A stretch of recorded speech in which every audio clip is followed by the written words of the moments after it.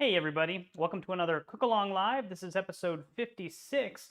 We're going to be making schnitzel this weekend. I know last week we made pork tonkatsu. Well, I guess tonkatsu is pork to begin with, but today we're going to do the German version of a crispy fried pork cutlet.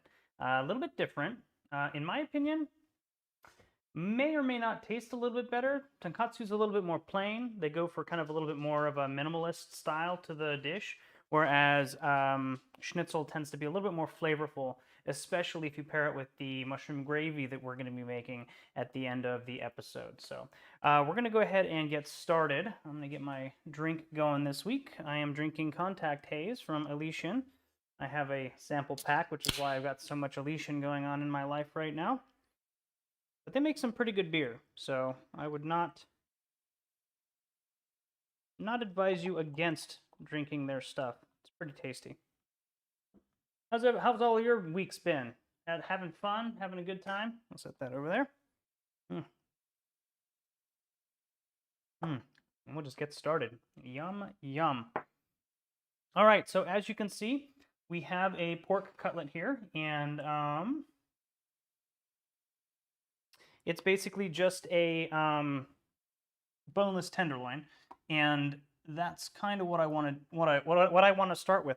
Now, the difference between tonkatsu and schnitzel is we're actually going to flatten this. We're going to pound it out flat. We want to get it down to about 1/4 of an inch to an eighth of an inch. We want it really, really thin. The other thing is I'm going to go out of my way to actually remove this kind of fat rind on the outside and maybe some of this like extra fatty bit down here in the corner. Whereas on the tonkatsu, it's okay to kind of keep that. You can kind of cut into it to give it a little bit of when it fries so it doesn't like fold up on you. But what I'm going to actually do is remove that because I want this to be one piece of pork and nothing else. So the way that I go about doing that is I actually make kind of an initial little incision here, very, very carefully with my knife, about a 1/2 inch to an inch in. Then I'll just kind of peel the fat cap back, and then I'll just adjust and just make sure that I'm getting that whole cap off. Now what I'm going to do is I'm going to use the cap as kind of a barrier between my finger and the knife. Be very careful if you're doing it this way. And I'm just going to very, very carefully cut along the fat cap and just continuously add a little bit of upward pressure so that I'm kind of peeling it off as I'm cutting just along the meat that's right along the cap. Now what you should be seeing, I'm not sure if this camera is going to pick it up or not, but you can just barely see kind of the fat and just a little bit, and it looks like it's picking up pretty good. Just a little bit of the meat on here. Most of this should be fat, and we're going to be removing all of that all the way along the back of this tenderloin. I guess I shouldn't say tenderloin, it's just a loin chop. And we're going to do the best we can. Just take your time going back along this. Keep as much of the pork meat on the actual loin as you can. And we're just going to remove that cap. When you kind of get down towards the end here, at the very, very back, just be very, very careful. Kind of lift the pork up if you can. And we're just going to continue to cut. And this actually looks like it's kind of connected through on this particular piece of pork. So I'm just going to keep going and hopefully remove some of that extra fatty meat that we saw kind of at the beginning there. And there we go. I'll put my finger on the top and just kind of remove that. So now I've got my fat cap, some of the extra kind of fatty meat. A lot of this is connective tissue, so I don't like to use it in cooking just because it doesn't quite, it's not very chewy. I mean, I should say it's really chewy, like bad chewy, not good chewy. And so we're going to kind of remove that, and that did remove the majority of that. I'm just going to go ahead and trim off maybe just a little bit more, just so that I'm left with nothing but pork. There's nothing sadder than biting into a really nice fried cutlet and getting that like tough, chewy bit.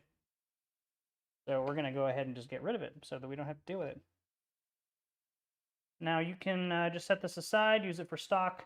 In my case, I'm probably just going to throw it away, but we do definitely want to remove that. I'm going to take this and rinse it off in just a second. What we're going to do is we're actually going to pound this out flat. And like I said, we want to get it down to about 1/4 of an inch, maybe an 1/8 of an inch, like in between that. You want it pretty thin. So to do that, rather than just slamming it down on my cutting board and beating it with a mallet, I'm actually going to put a little bit of a Ziploc bag around it. Now, the best way that I found to be able to do this is just to trim off the actual zipper part like so. And then we're going to trim off our sides here as well. Just take off maybe 1/8 of an inch. You don't need very much. What we're creating here is a little plastic envelope for our pork. We'll just go ahead and get those pieces off. I'm just going to set that back. And so here we've got a nice little thick plastic that we can use to pound out our pork. Now, you can also use saran wrap if that's what you got. The thing that I find with saran wrap is it tends to tear pretty easily. So I prefer to use the thicker Ziploc material. Plus, this way it's connected, so you're not going to have one piece like sliding over here and the other piece over here. You can keep everything kind of attached. Now you'll notice that I'm trying to do all of my pork touching with my left hand. That way I can keep my right hand kind of clean. So if I need to grab anything else, I have a non-dirty hand, if you will. No chance of cross-contamination here. We're just going to go ahead and kind of sandwich that in between the two layers of plastic. It doesn't have to be perfect. You just want to make sure that you got the one layer over the other and on the pork. And then we'll grab our mallet. And we're going to use the flat side of the mallet. So this side over here, we're not going to be using the tenderizer side. This would, of course, punch right through the plastic and kind of defeat the purpose. So let's go ahead and we're just going to slam this down until it gets to about an 1/8 of an inch or 1/4 of an inch thick.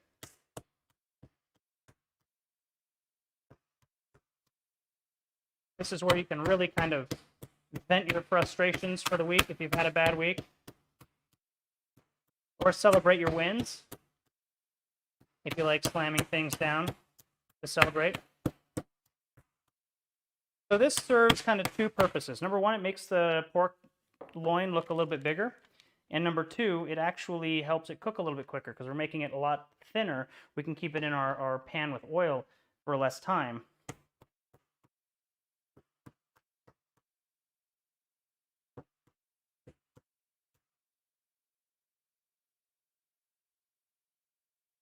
It also gives you a really nice kind of ratio of meat to breading.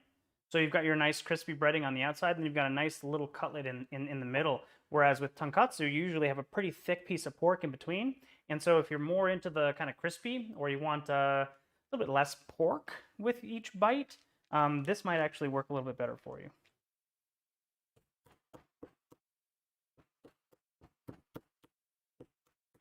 You'll notice here with the Ziploc, kind of keeping the two edges together and having a nice thicker piece of plastic. We're not tearing or anything like that. It is kind of bunching up on itself, but you can't really help that.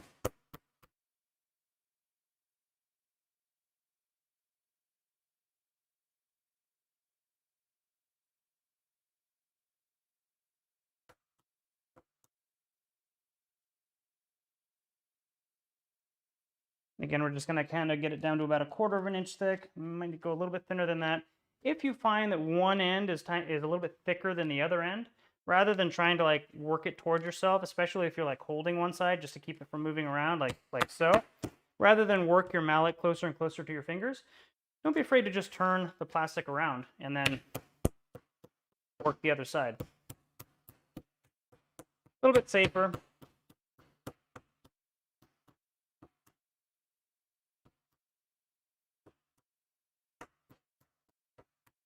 Remember, you can't really move yourself around things on the cutting board very easily, but you can move the things on the cutting board around very easily. So keep that in mind. A lot of times I forget that. And here we go, almost done here.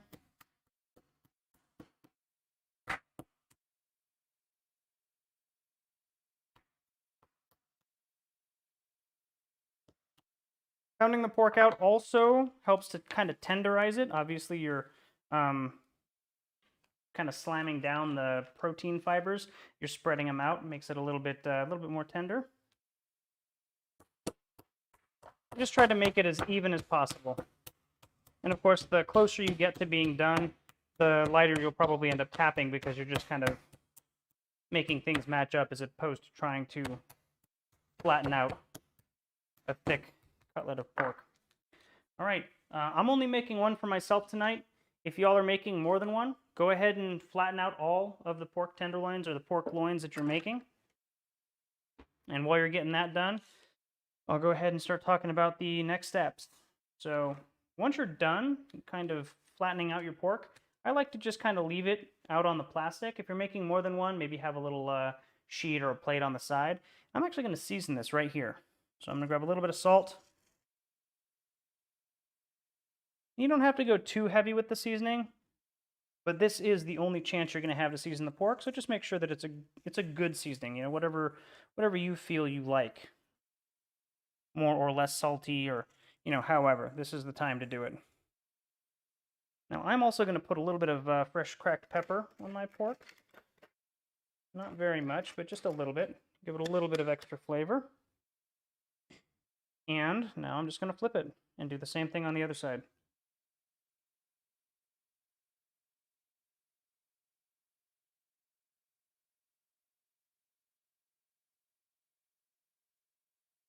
There we go.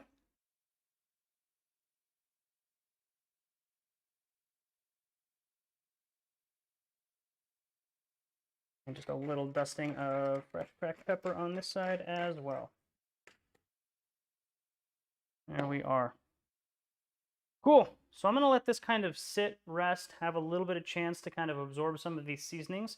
And I can just kind of cover it like this so it doesn't dry out. I'll just set it over here.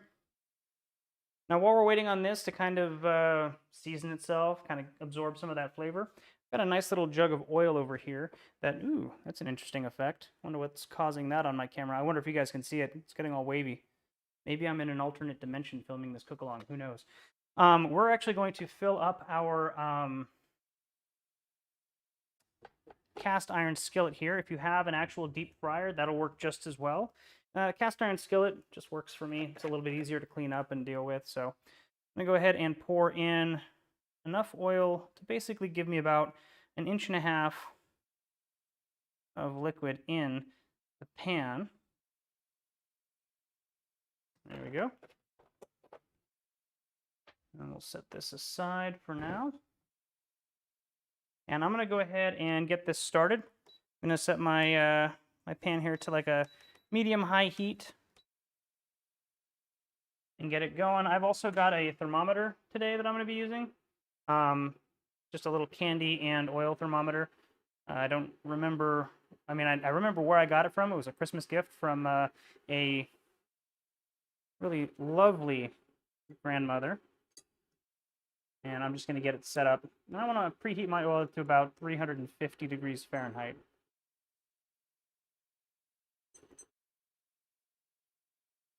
Get you on oil, and you go. All right, so I'm just going to let that kind of preheat, and we're going to come back to our pork and get it set up for the frying.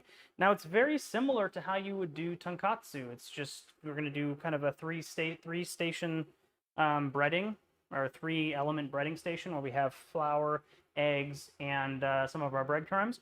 But instead of using panko, we're just going to be using regular traditional breadcrumbs. So a little bit different in that respect. Just some regular breadcrumbs over here. You can get Italian style if you want. The only difference really is that has a little bit of chopped parsley, dried chopped parsley mixed in. I'm just using some regular breadcrumbs.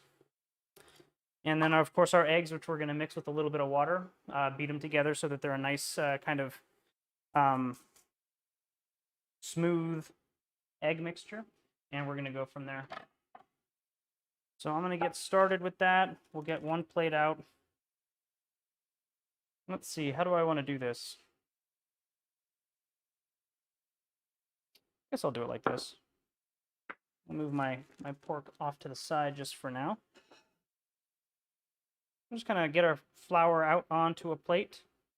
I'm using about a half cup. If you need a little bit more, go for it. And I'm just going to kind of make sure that it's nicely spread out.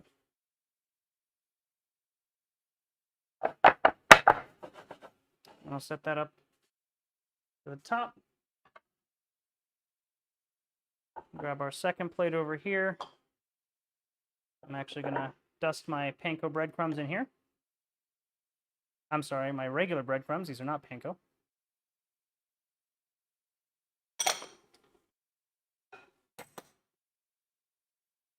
And then I'm going to go ahead and get these eggs going. Let's switch over to our sink cam here. Hello. This also doubles as my food presentation camera.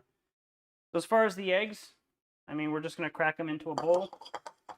And then we're going to fill the bowl with about 2 tablespoons of water, as well as the eggs. And then just kind of whisk them together. Go ahead and get 1 egg in there. I'll just set the shells in the sink. Crack the second one on the sink. Makes it easier to clean it up. Shells in the sink. Give my hands a quick rinse. Since I've got pork and now egg on them. This egg is better to have on your hands than having egg on your face. Alright, don't worry, I won't become a comedian. And then again, I just want about a tablespoon, maybe 2 of water in with the eggs, and we'll go back over there and give them a good little whisk. Alright, we're back, and grab a towel, dry off my hands. Give our eggs a nice little mix. I'm just going to grab a fork to do this. You can use a whisk if you have a whisk.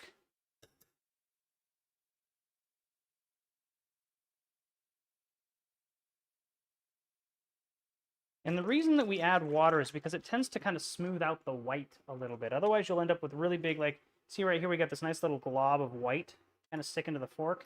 If you add a little bit of water, eventually that will, once you're whisking it, kind of disperse and become more of a one, you know, it would become more liquidy and less globby. I don't know what the technical terms are. Hey, Annika, how's it going? From the future. Now, you guys are back in Australia from Idaho, if I remember correctly. Is that right? How is that going? Now, Australia has a mandatory 2-week kind of quarantine before you can actually go in and do anything in the actual country. Is that correct as well? All right, I'm just going to set the fork over on my plate over there that's dirty. And we will grab our third plate. And we're just going to pour out our egg mixture onto that. So here we've got 3 different bits to our dredging station. I'm looking at the temperature. We're at 212 Fahrenheit, 213 Fahrenheit. You want to go to 350 Fahrenheit. Let's see. I don't know what that is in Celsius, centigrade. You might want to go and take a look at that if you're going to be doing this in a metric country. Day number 4 of hotel quarantine. Oof. How's that working out for you? You going nuts yet? All right. Sip of beer is down. We're going to go ahead and get started. Now, we did with the tonkatsu. We used a little skewer to kind of keep our hands clean from getting egg and all this flour goober all over ourselves. You can absolutely do that again with this. We're using a slightly thinner cutlet of pork since we pounded it out to make it a little bit more tender. So just be a little bit more delicate with it as we're kind of picking it up and dipping it. We'll do that. Here's our pork. Hold this over on itself. And I'm just going to kind of pick it up, come down, especially with a thinner piece of pork like this, about an inch, I don't know, maybe 2.5, 3 centimeters if you're in a metric country. And we're just going to kind of pick it up, just set it down on the flour. Now, the thing with this is, with schnitzel, with tonkatsu, whatever you're making, you don't want to leave this sitting out. Like, you don't want to flour and dredge this and then leave it before putting it into the oil. So just make sure that your oil is heating. Either it's at the temperature that you're going to be cooking at, or it's very close, so that you can dredge this and then get it into the oil right away. The longer it sits, the more wet the exterior, like the breadcrumbs. They're nice and dry. They're going to fry really well. But as they kind of absorb moisture from the pork, they become a little bit more mushy, and they don't quite brown and get as crispy as they could be. So just go a little bit, just make sure you have everything kind of squared away before you kind of get started on this. I'm going to go ahead and dust both sides. Cover this second side. We'll pick it up, flip it. And I really just want to make sure I get a good coating of flour. The flour is what the egg is going to adhere to. Have you ever tried putting egg on just meat? Raw egg on just a piece of meat? They're both kind of slick and it's like trying to add oil to water. It doesn't quite work. But if you add a little bit of a binder, which is what the flour ends up being here on the pork, the egg will stick. You don't want too much, though. You don't want big gloopy globs like what we've got going on here. We've got like a lot over here and then like a little light dusting on some of the other sides. You want to try and make it fairly even. So once you've gotten your flour on your pork, we're going to dust it off. Give it a couple of taps. And just kind of get any of that excess flour off of the pork. Like so. I'll just flip it around. My hand's not eggy yet, so it's okay. Try and get all of that extra flour off. We're going to take that, go right into our egg. Like so. Just kind of make sure that we're getting a good covering of egg on both sides of our pork.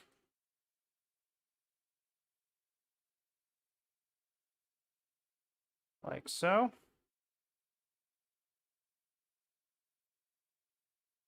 You couldn't ask for a better quarantine buddy than Jesse.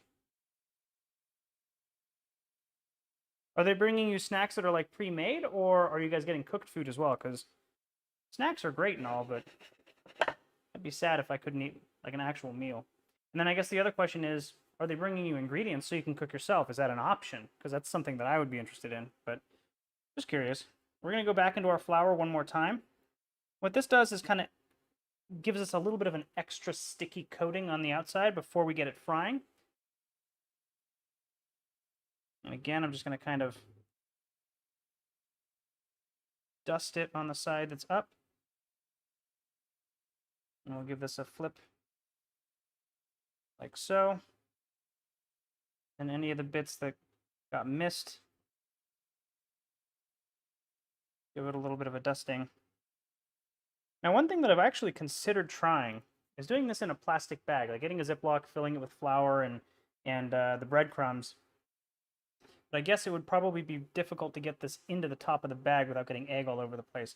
It's the only thing I keep thinking about. I'm like, sounds like a good idea. It would allow you to get everything covered in flour and breadcrumbs, but it just might not be the right solution. I haven't tried it yet, so if you have, let me know how it went, because I've always been curious about that. All right, here we go. This little covered cutlet. The second round of flour. Put a nice little dusting off again and back into the egg. And we're going to go straight from the egg now into our breadcrumbs. Give it a nice breadcrumb coating and then straight into the oil. All right. You'll notice that if you're looking at the egg on this, it's getting kind of goopy and gluey, and that's perfect because it's going to actually adhere to more of the breadcrumbs and give us a nice crispy coating. I'm going to let the egg drain off a little bit. You don't want to have globs of egg all over that. Not ideal. Let some of that drip off. We're getting to 348 on our temp, which is perfect. I'm just going to lay this into the breadcrumbs. There we go. And we'll flip it around. Try and get some of this bread that underneath the side.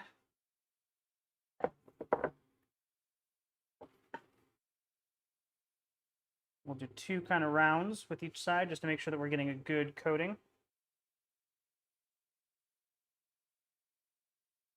There we go. And we are ready to go with this cutlet. Now again, like I said, we're going to be very quick with this. I'm just going to kind of flap it around so that any extra pieces of the breading come off. And then I'm very carefully going to lay it away from me directly into the oil. Just pull it back. And there we go. And I'm just going to let that fry for about 5 to 7 minutes. Now what's going to end up happening is at some point, it's going to kind of puff up a little bit and almost float to the surface. But until then, I just want to kind of move it around a bit so that it doesn't stick to the bottom. Now your oil might also start spitting up at you as the pork starts kind of steaming itself in that breading, so just be very careful with this. I'll move all of this stuff over here.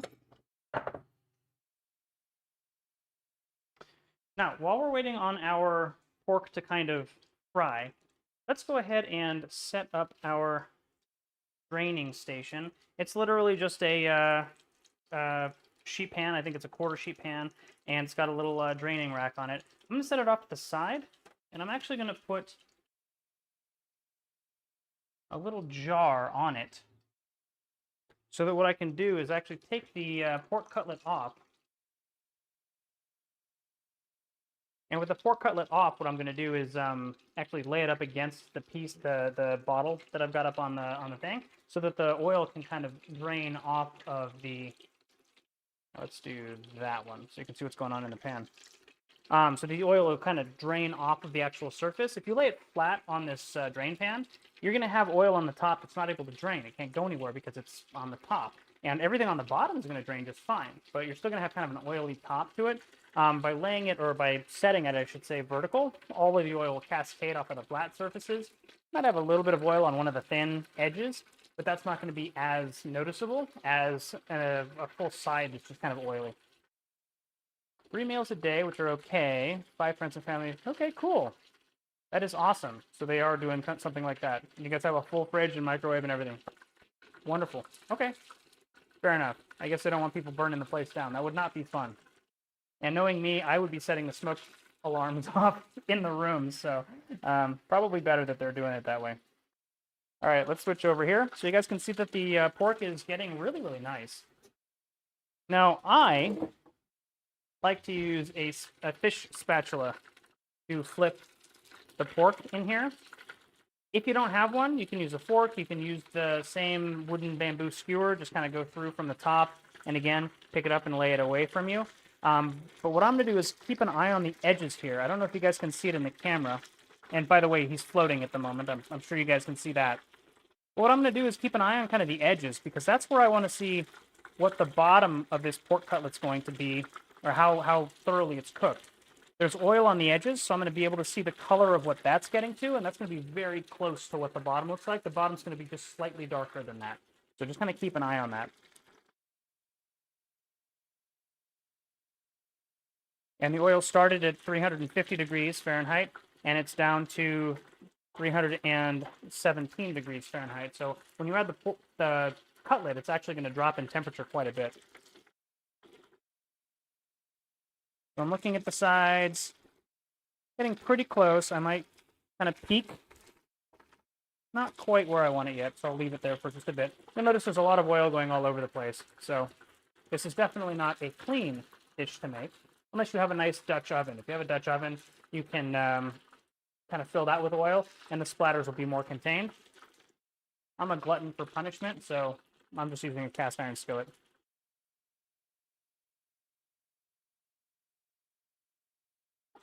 It's maybe another minute, and then we'll flip it. And you can even see right now, looking at it from this camera, there's a lot of little crevices on the top here where oil is kind of pooling up. And if you don't, that's why I like to kind of place it upright on something on the actual drain sheet tray, so that the oil from those little crevices has a place to go. Let's take another quick peek. And that's getting there. Go ahead and kind of pick it up here and very gently turn it away from us. And the reason you flip it away is in case you drop it, the oil will splash away from you and not back onto you. That actually looks pretty good. And I'm glad that a little bit of oil got into that little centerpiece that was looking a little underdone.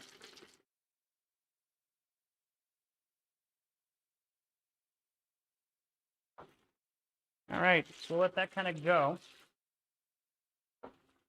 And I'm going to grab a plate for our presentation. Now we also have I mean, this is going to be an amazing schnitzel on its own. And one way that you can serve schnitzel is just plain. The schnitzel on a plate, a little bit of parsley, a couple of slices of lemon, and it'll look wonderful. However, you can also kind of elevate it to the next level and make a really tasty mushroom gravy. And that's what we're going to do once we're done with the pork schnitzel.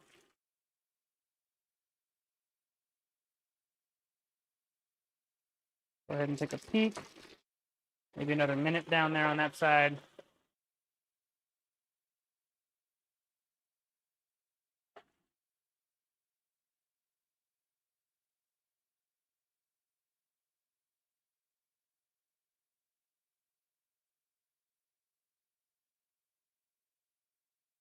By the way, I know I've been slacking the past couple of episodes on posting the ingredients before the actual episode.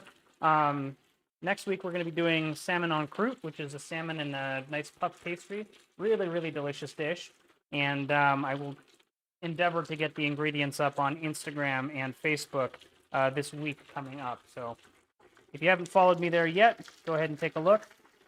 See what I got going on. Get a list of ingredients before the episode goes live so that you can cook along live with me, which is the whole point of this series.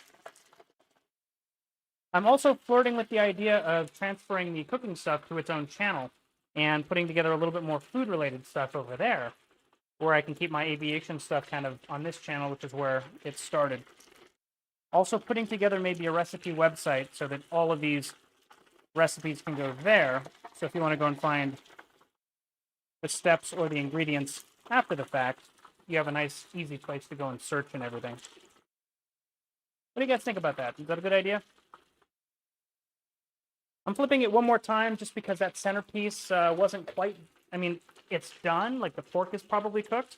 Well, the pork is cooked, but it had that little pale section in the center, and I just want to see if I can kind of fry that a little bit more.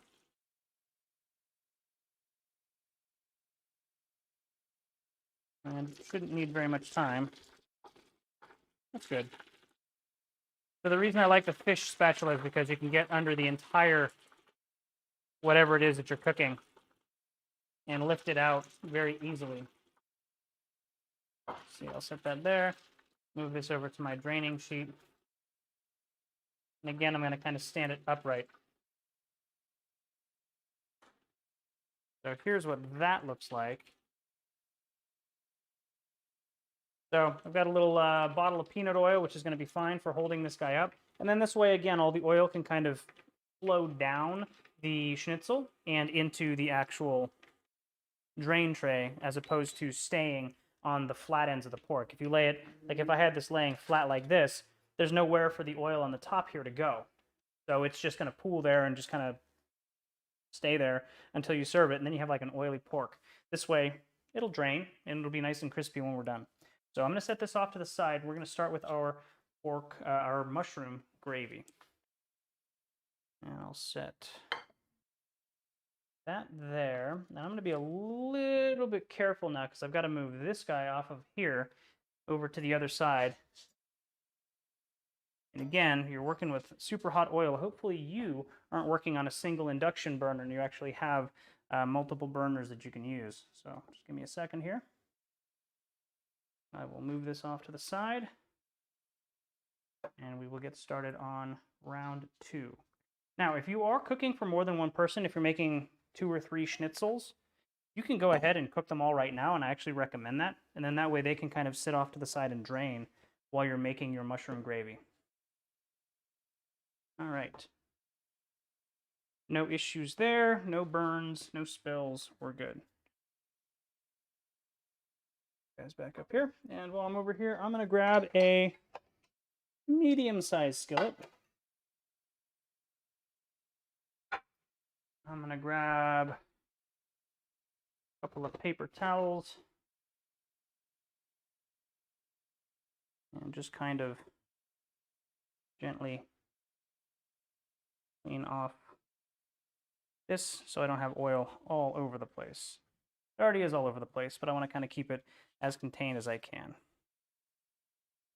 Be careful, because especially if you're working on an induction stove like this, the stove itself is still hot, even though it's not actually putting out any heat itself. But when you're cooking something that's 300 something degrees on top of it, the surface will be a little bit warm.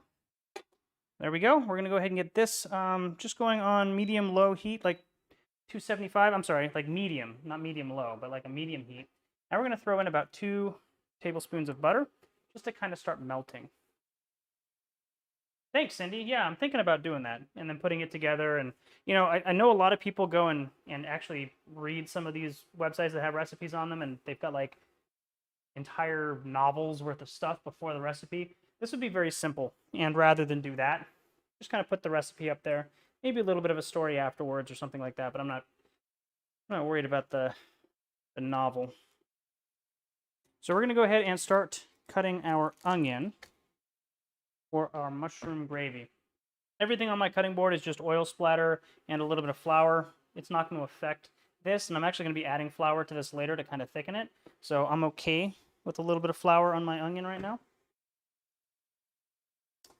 And I'm just getting this going. Just melting the butter. I don't want it to start browning or anything like that. I really, really just want to melt the butter. So here's what that kind of looks like over here. Just a little bit of butter in the pan. Medium heat just to kind of get this melted. We'll come over here and we will start with our onion. So I've got a half an onion here. And what I'm going to do is just dice it up. 1 horizontal cut. And we'll do a couple of vertical cuts down through the onion. Doesn't have to be super fine, but you don't want giant chunks. I don't know, maybe 1/4 inch cubes. And then again, if we use our claw, we can use the front of our knuckle here, a flat end of the knuckle, to cut through.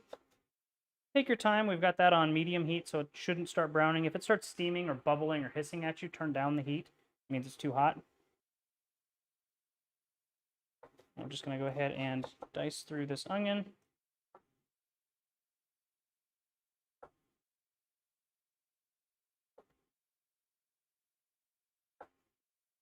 And again, once you kind of get towards the heel of the onion, where the root end is, slide everything over to one side. You can actually take this and flatten it now. And we still have a couple of cuts running up almost to the root. So we'll just kind of slice along those.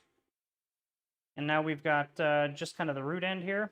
We can cut vertically once on each side. Dice that down. Like so. And now we've got just this last little bit. Make a couple of vertical cuts into it. And we can use all of the onion except for just this little itty-bitty piece with the root on it. One of my favorite ways of dicing up an onion and making sure I use all of it. All right. Got our butter going in our pan. Looking good. I'm curious, is anybody planning on, I know the Oscars are on tonight. Is anybody planning on watching those? I don't really care. There's nothing this year that I think deserves to win anything. All right, next up, we're going to go ahead and just lightly tap our garlic cloves to get the skin off. I said 1 large clove. I've actually got 2 smaller cloves, which is why I'm using 2. I like the flavor of garlic, which is why I'm adding a little bit more. And the skin is being kind of a pain in the rear. There we go. I'll get this guy here off as well. Perfect. And then I'm just going to roughly chop this up.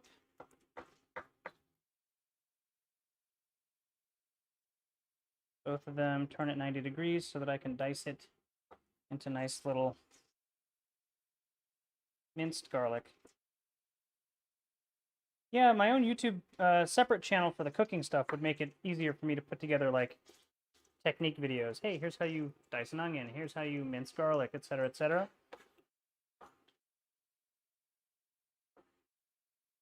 And there we go. So let's switch back over to our pan. The butter is just barely starting to brown. It actually looks a lot browner in the camera than it is in the pan. We're going to go ahead and put our onion in. Again, we've got it on a medium heat. We're not going too hot here. You want to hear a sizzle, for sure, but you don't want anything spitting at you. The garlic shouldn't be popping and jumping out of the pan. Nice little gentle sizzle. And we're going to cook this garlic in the pan until it starts kind of browning and caramelizing itself. What I'm going to do is add a little bit of seasoning, a little bit of salt.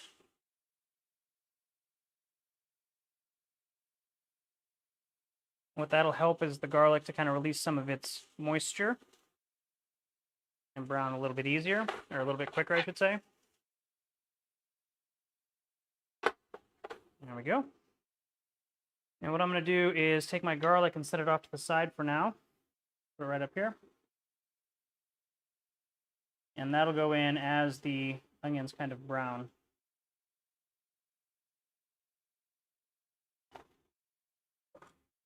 All right, so we're making a mushroom gravy, which means that we need mushrooms. So that's the next step. I'm going to grab a bunch of baby Bella mushrooms that I have.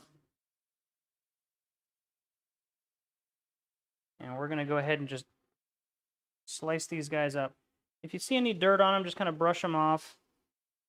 Won't kill you if you get a little bit of it. Won't kill you if you get a lot of it, actually, but not a good flavor or texture. So just kind of brush them off.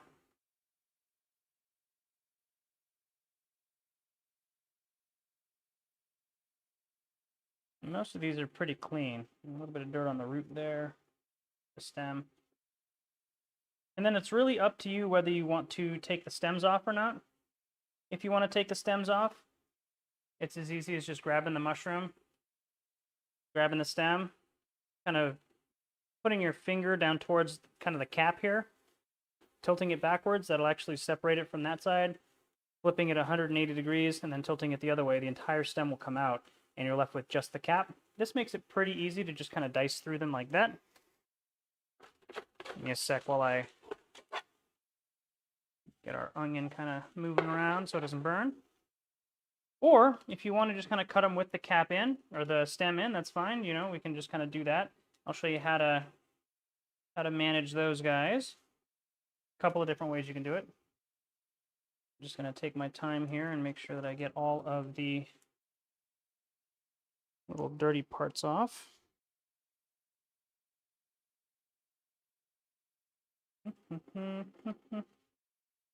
I did not used to like mushrooms. I used to actually really, really hate them. And just started kind of cooking with them. I would make a mushroom steak and leave the mushrooms off of the steak, like for the one that I was eating. And then every so often just grab a mushroom and kind of taste it. And really kind of try to figure out what people enjoyed about it. The texture wasn't my favorite, but I started kind of noticing that they're kind of roasty and nutty. And then the next step was I just kind of tried them raw. I actually would like cut off, if I was chopping up a mushroom, I would just kind of always have this little round piece on the end. And so I'd start kind of popping those in my mouth and kind of tasting what the mushroom tasted like that way. And different mushrooms have very, very different flavors. Baby Bellas are my favorite. They're very nutty, kind of a rich, almost meaty flavor. Really tasty. And then there are some mushrooms that I still don't really like eating, but I like the flavor that they put into a dish. So, really interesting how your tastes can change.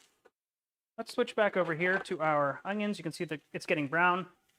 We're getting a little bit of fond down on the bottom of the pan, which is perfect. Let that go for just a little bit longer, and we'll start with our mushrooms. Set these over here. So if you've removed all of the stems, obviously the easiest way to chop a mushroom is taking kind of the cap, lay it flat down, and then you can just slice right through it. This is awesome because the mushroom is nice and stable. It's not going anywhere.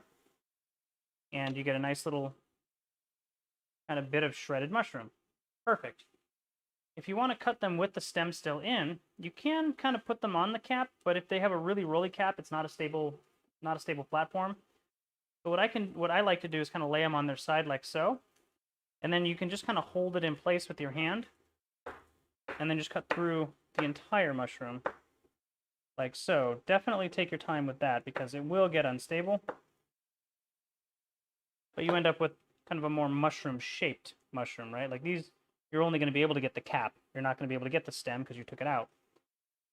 So really kind of up to you. Another way that you can do it with the stem still in is have them all, because this gives you a nice flat way, and you'll end up with kind of little itty-bitty mushroom bits. A couple of them will be like mushroom halves, like so. You'll end up with just like little quarters. Really just kind of depends on what you're comfortable with more than anything. All right, so I'm going to grab a kind of flat-ended wooden spatula here. Switch back over here.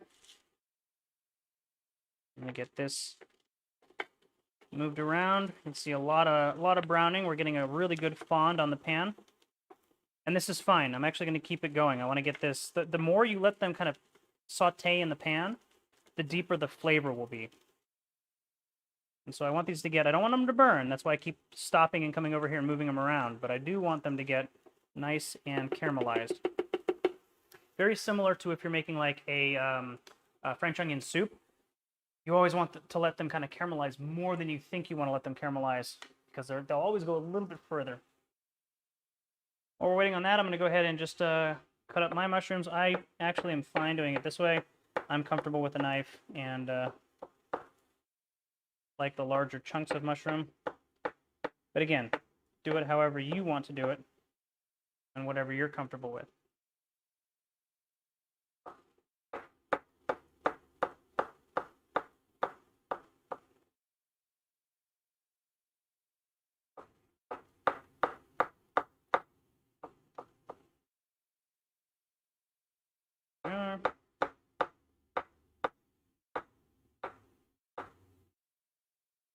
You'll end up with a pretty good pile of mushrooms over here.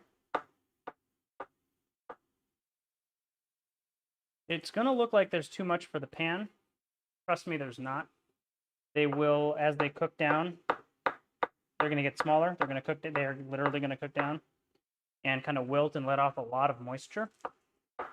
And you're going to end up with about half the volume of what you start with. So you probably could cook it down even further than that.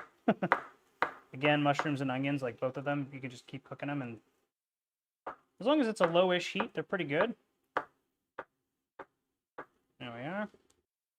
Let's take a quick look back at our onions.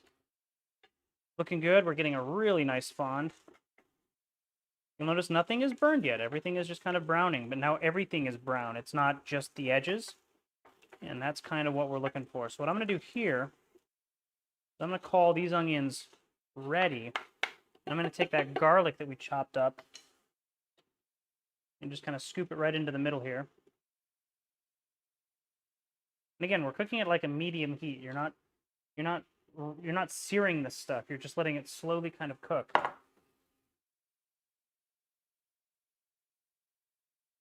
just going to kind of spread it out, give it just a second on the pan by itself, and then I'll incorporate it with the onions. And this is when your kitchen is going to start smelling incredible. Roasted onions, or I should say sauteed onions, and garlic starting to cook is just such a great aroma.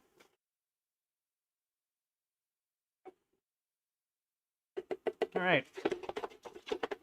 Move the pan to kind of evenly flatten them out along the bottom. And we'll come back to our mushrooms. Again, it looks like a ton of mushrooms. It's really going to cook down quite a bit. So I'm going to keep going.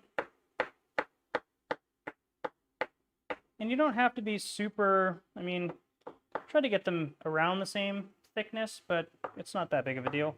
We're going to be cooking all this stuff for so long that, well, I shouldn't say that because it's not going to take that long of a time, but we're going to be cooking it down until it won't matter what size they started out at. They'll all be about the same size at the end. There we are.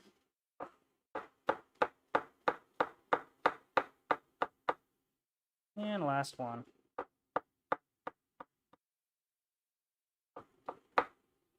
Cool. I mean, this looks like a ton of mushrooms. It's getting close to whether it's actually going to fit in the pan or not. But here's our pan. We let our garlic cook for another minute or so. We're just going to kind of get things moved around. We've got a nice fond on the bottom. We're not going to worry too much about trying to scrape that up right now. I'm going to get everything kind of scraped away from the center, up to the sides. Now we're going to put our mushrooms directly into the pan. We're not adding any extra oil. We don't need to. The mushrooms are going to start releasing moisture almost immediately. Getting a nice sizzle here. Now what I'm going to do is also add a little bit more salt because, again, it's going to help the mushrooms kind of weep out all of their fluid.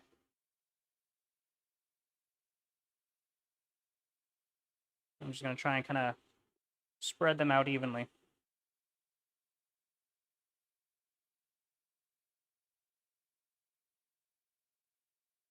Cool. So I'm going to let that kind of cook down just a bit. While we're waiting on that to cook down, I'm actually going to take my serving plate, the presentation plate here. I'm going to grab the pork schnitzel that I've got over here on the pan. We can set it down on the plate.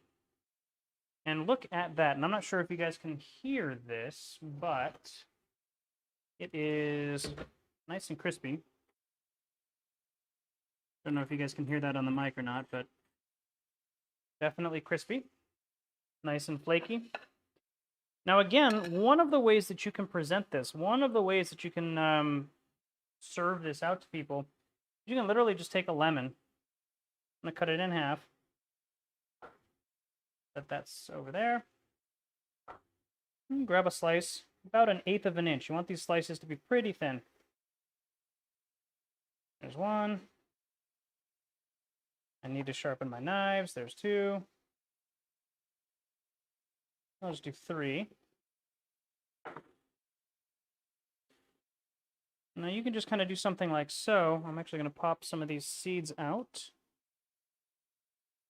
Never fun to find a seed in a lemon. Maybe put one right over the middle like so. And then the last one down over here. And we can grab a couple of sprigs of parsley and just kind of dot around the schnitzel like this. Now I got a comment on Facebook saying that it would go great with the German potato salad, and they're absolutely correct. It would. Thank you, Brian Reich, for that one. That's a little bit outside the scope of today's cook-along, but that is definitely an option. Applesauce. Applesauce now sounds like a great compliment. I can't read that name. Frank. Sorry, it's just blue on blue as far as my monitor is concerned. So thank you so much, Frank. It's going to be really, really cool. Follow me on Instagram. I post the recipe and the ingredients. Not the recipe. I post the ingredients list and photos of this the week before, so you can kind of see what's going on. And then the last thing that I'm going to do with this is actually take this lemon half, cut right through it. And my Instagram username is the same as my Twitch username. I'm going to take this and just kind of set it on one of the sides, like so. Do something like that. And so that way, if somebody wants a little bit of extra lemon on their schnitzel, they can just pick that up and they've got lemon. So here's one way. Let me grab my sync cam and give you a better view of this. We'll do this. Y'all can see what that looks like. So there's the beautiful schnitzel served, and that's a very simple serving. I mean, obviously this is kind of like, you know, basic serving if you don't have anything else to go along with it. Of course, we are making our mushroom gravy, so that is coming up, and we'll be done with that very soon. Well, notice all the steam that's kind of coming up off of that, and wow, this camera is laggy. I'll figure that one out. But in any case, y'all can see that, you know, this is a pretty good presentation. I would not be disappointed to get this if I ordered it. Go ahead and set these guys off to the side because we're going to show you a gravy plating. I'm actually going to leave the lemon because the lemon is going to stay with the gravy plating. Set that over there. I'm just going to set this on the side. Now that schnitzel has had time to drain on the drain rack that we have over there, so I'm not too worried about it getting soggy on the top. There's no more oil there to kind of soggy it up. So we're gonna let that go. Go ahead and do this.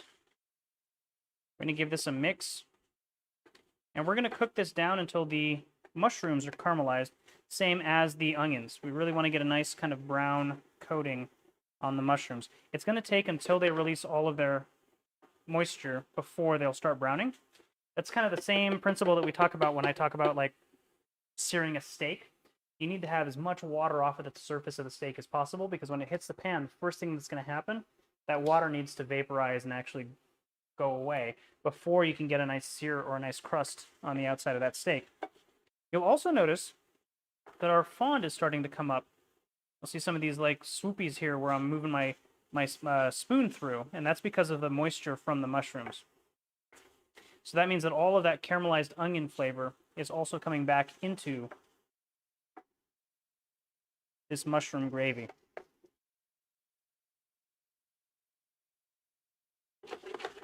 You'll notice that, again, that giant pile of mushrooms that we had, now it's just almost a single layer of mushrooms. And all of that is water, by the way.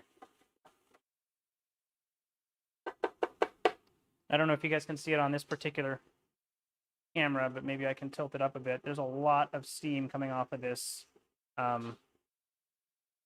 pan, and all of that is just cooking away, and there we go. So while we're waiting on that, we are really just kind of done, just kind of waiting on the mushrooms to brown. And again, if you're getting a little bit extra fond from the mushrooms, that's fine. We're going to be adding some beautiful beef broth to this, and that will pull up any of the extra fond that we have.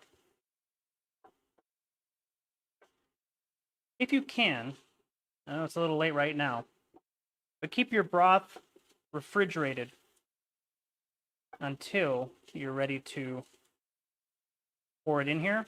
The cold liquid hitting a hot pan will help release all of the baked on fond. Now you can't get the fond if you're using a non-stick. So in order to get that nice kind of crust down there on the bottom, you have to use a stainless steel or a cast iron or something that is sticky, so that it'll stay. So we can do that. Just kind of flip it around. I can have a conversation with y'all. So how's it going, guys? Potato salad or French fries? Okay, cool, awesome, and nice to see you from Germany, man. I'm drinking a what is this? A hazy IPA today. Contact Haze from Elysian. Great brewery, in my opinion. They also make Space Dust, another great beer. And I had the opportunity to have some authentic German schnitzel when I came over there to run the 70.3 half Ironman at ZLMC. 2015, I think the year was. Myself and 4 of my friends all ran and completed it, and it was a lot of fun. I had a blast. And the week that we were leaving was, I guess the weekend we were leaving was the weekend that they were setting up for Oktoberfest. So we just barely missed Oktoberfest. But it was cool because they were starting to get the festivals and everything going, and I got a chance to go to Erdinger Brewery, Weinstefaner, a lot of the main breweries out there, and it was so fun. Love the food, love the people. It was a great vacation, and both Munich and ZLMC. Where did we go? We went to where did they film The Sound of Music? We went there as part of our vacation. I can't remember. It's not Salzburg, is it? Is it? And I'm just being dumb. I don't remember exactly what the city was called, but beautiful, beautiful city. Didn't have a chance to go to Vienna. A couple of other people in our group did, but I had to leave. But it was a lot of fun. Ooh, whale watching. Nice, Cindy. You guys are on your way back, I assume? That's why you guys are back in Malibu from Texas? Or is there a different Malibu that I don't know about?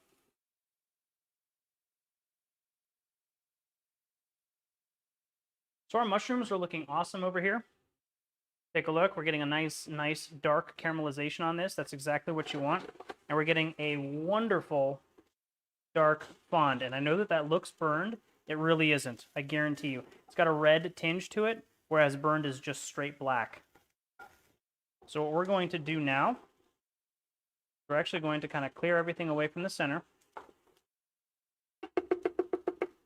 We're going to add our second round of butter. And I've got 2 tablespoons. I'm going to let it melt. I'm going to stir it in. I'm going to see and gauge whether I want to add another 2 tablespoons to this or not. Now, the butter's not going to necessarily help release the fond, although it looks like it's doing a pretty good job of it. Some of that fond is kind of coming up. What really is going to do the trick is going to be the beef broth that we add after the fact. So yeah, Frank, we're making a Jägerschnitzel. Let me know if I'm pronouncing that correctly. Probably not. But we started with just a regular Schweineschnitzel, and then we're going for the Jägerschnitzel, just kind of elevating it. No sides today. I just wanted to keep it kind of simple, make a really nice schnitzel, and then we've already done potato salad on this channel, and a couple of other of those sides, fries, onion rings. Onion rings probably wouldn't be a German side, but hey, if you go find the recording, you'll be able to do that too. Got our second pat of butter. And then what we're going to do is add about 2 tablespoons of flour, just all-purpose flour. Go ahead and grab this guy out. Salzburg, thank you, Annika. Yeah, and we also saw some really beautiful falls out there. The hiking trail that we did with the bridges and all that. Oh my God, that I need to get back out to Germany and Austria.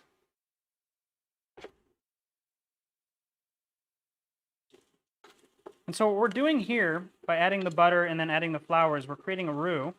And like a moron, I added the butter and then started stirring it with the spoon that I was planning on scooping out the butter with, or the flour with. So that's not going to work. So what I will do is wipe it off on my towel, pretend like nothing happened, and we'll see if I ruin the flour. I'm going to go ahead and add about 2 tablespoons of flour. Like so. And now that I'm done with the flour, I'm going to go ahead and stir. Get that bag out of the way. Get that stirred in. We're going to let this kind of cook and mix in with the butter to make our beautiful mushroom roux. And this is going to get kind of clumpy and gross looking, but what you're doing is you're actually cooking out the rawness from the flour. And that way you won't taste the flour. You'll just get a nice roasty flavor with all the mushrooms and onions and everything else. So we got our nice little gloop ball here. Now pull everything kind of away from the center, as we tend to do. Let that cook for just another minute or so. And we've done all of this at medium heat. We haven't gone high. So I mean, my induction stove here, it's got a temperature gauge. You guys can probably see it in this camera here. 275 Fahrenheit. I don't know what that is in Celsius, but you guys can do the conversion. We're not cooking very hot. We're cooking pretty low here. Just a nice medium heat to keep things going and not scorch them. A lot of people make the mistake of turning things on way too hot, myself included. I do that all the time. And when I first started cooking, you hear those cooks on TV and they're like, get the pan ripping hot. And I mean, they're kind of right, but it depends on the circumstance.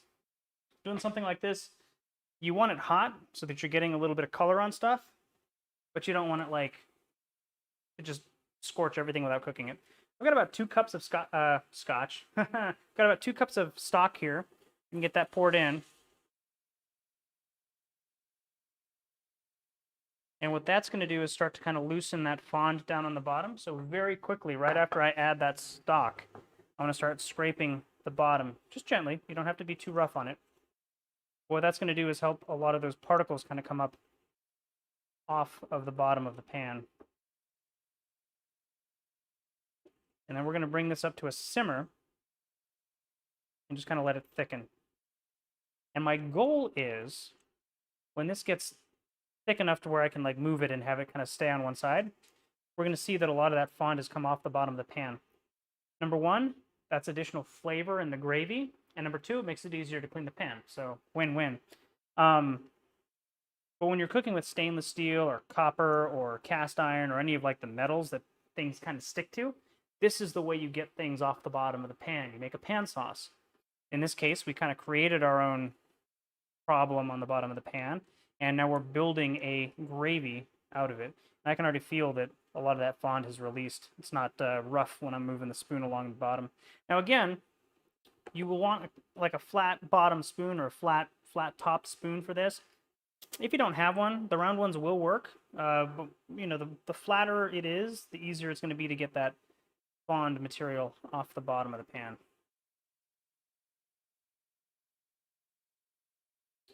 There we go. I'm going to turn this up to medium-high until it starts simmering, and then I'll bring it back down and just kind of let it thicken up. That's pretty much it. I'm going to move my schnitzel back over here. With all of that scratching, I have a bunch of little pieces of breading on the plate that I'm going to get rid of. Kind of brush them off. That's looking good. Turn this back down to like medium and just let it simmer away. And the thicker it is, the hotter you might need your heat to be to keep the simmer going.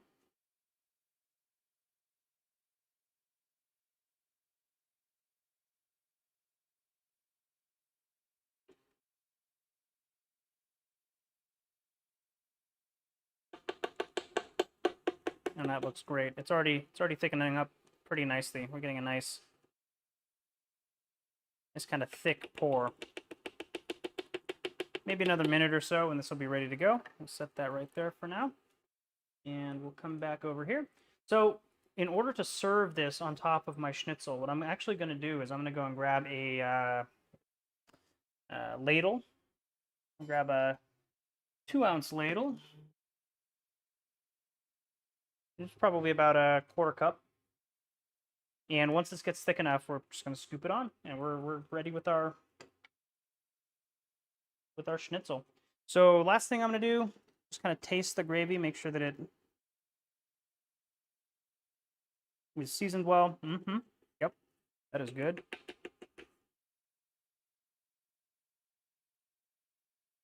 Give this a nice little stir. Again, just trying to get all of that stuff, all the fond off the bottom of this pan. Now the last thing you can do, I'm not going to because I think that this gravy tastes great by itself and it's nice and thick and beautiful. You can add a touch of heavy cream if you want, and that'll actually add a little bit of a creamier kind of mouthfeel to the sauce. It'll add a little bit of flavor and make it a little bit richer. Honestly, I think this is perfect the way it is. I'm just going to use it the way that it is. But up to you. If you want to add a little bit of cream, go for it. You can add a little bit of dried thyme if you like that flavor.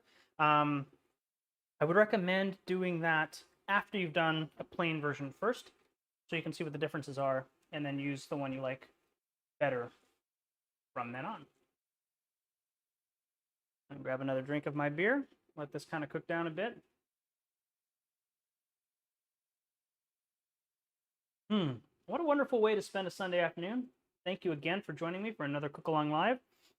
Again, this is episode 56. Next week, we're going to be doing salmon en croûte. My stepmom, Cindy, you might see her in the chat, sent me a picture of one that she made, and it sparked an idea because I haven't made that in a long time, but I love it. I think it's a delicious dish, and so I think that's what we're going to do next week. I should have the ingredients list and hopefully a nice photo up on Instagram here this week. So follow me on Instagram if you haven't already. It's the same as my Twitch username. It's at Cyrix, and I'm sure it's been popping up along the bottom of the screen, and it'll be on the end screen as well. And then hopefully you can join me next week for next week's Cook Along Live and cook along with me. That's the point.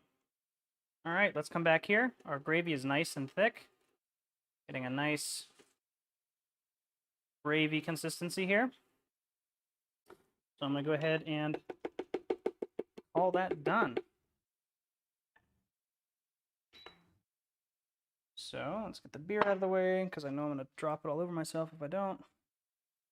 Now what I'm going to do with this is actually I'm going to move the schnitzel just for a second and put a little bit right on the bottom of our plate to this view. Do that. What that'll do is fill in any of those gaps that you might see when you ladle it over the top and it kind of cascades over. Plus, it'll give the pork something to kind of stick to. There we go. Do that right on top of that gravy. The downside to doing it that way is now the bottom is going to start absorbing that gravy and become kind of mushy. So up to you, and really depends on what you feel your guests are going to enjoy. And then I like to go with just one line of gravy down the middle, like so. And just grab a bunch of mushrooms. A little bit less gravy and more mushrooms. Just kind of accent this line with some mushrooms. That way people know what the gravy's made out of. Visually appealing, if you like mushrooms. And then the last thing that I may do, depending on whether I feel this is enough gravy for somebody or not, I may put a little side dish of gravy together, just so that if this isn't enough and they want to dip, they've got that available for them. Or if you're serving in like a big group environment, which I know we're not doing very much of that at the moment, but when we get back to it, if you're having like a nice family dinner, maybe have like a little gravy boat. Put the gravy in the gravy boat, and then you've got your schnitzel, you've got your gravy, everything is kind of separated. And then again, I'll put the lemon on the side, just in case somebody wants a little bit of extra tartness with this delicious dish. So go ahead and switch over to our sink cam. I'll show you what this looks like from the ground level. And there is a beautiful Jägerschnitzel. Focus on it there. And we're done. Beautiful color on the breading. A little bit of contrast with the green and the lemon here. So they've got the green and yellow, and then we've got that line of gravy. We're not trying to overdress it or anything like that. It's just a beautiful, beautiful dish. And a lovely, lovely way to spend a Sunday afternoon. So thank you again for joining me. All right, everybody. That's it for episode 56 of Cook Along Live. Once again, if you're not already subscribed, feel free to subscribe to me on YouTube. That's where the highest quality of these videos is posted. And we do a live stream there. We do it on Facebook Live, and we do it on Twitch. We're going to see about how we're going to consolidate that. Just kind of toying with some ideas. It might just end up being on YouTube because it's the best quality for these streams. But we'll see. Still kind of working on that. Look for possibly a website coming out with all of the recipes that I've done previously and the ingredients lists as well, and just a nice kind of centralized spot to find all the cooking stuff. And next week, again, salmon on croûte. Follow me on Instagram. Follow me on Twitch. All the socials. And we'll see you next week for another Cook Along Live. Have a great one, everybody. Good night.